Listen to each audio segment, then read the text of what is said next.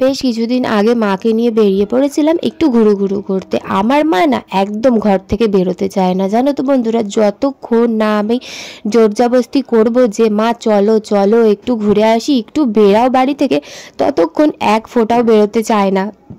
তোমাদের মায়েরাও কি এরকম করে?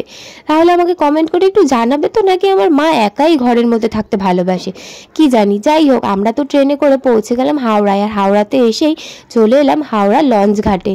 আর এখন লঞ্চের টিকিট কেটে নিয়েছি আর অপেক্ষা করছি লঞ্চ আসার। তো আমরা যাব ভূতনাথ মন্দিরে, আর এখানে কিন্তু আধ ঘন্টা পর পর লঞ্চ আসে।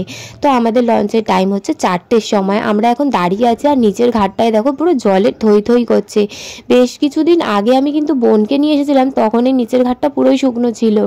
এখন মনে হচ্ছে জোয়ার চলছে, তাই জল অনেকটাই বেড়ে গেছে। আর আমরা তাই উপরে দাঁড়িয়ে আছি। দূরে দেখো ওই যে হাওড়া ব্রিজ দেখা যাচ্ছে, কি সুন্দর তাই না?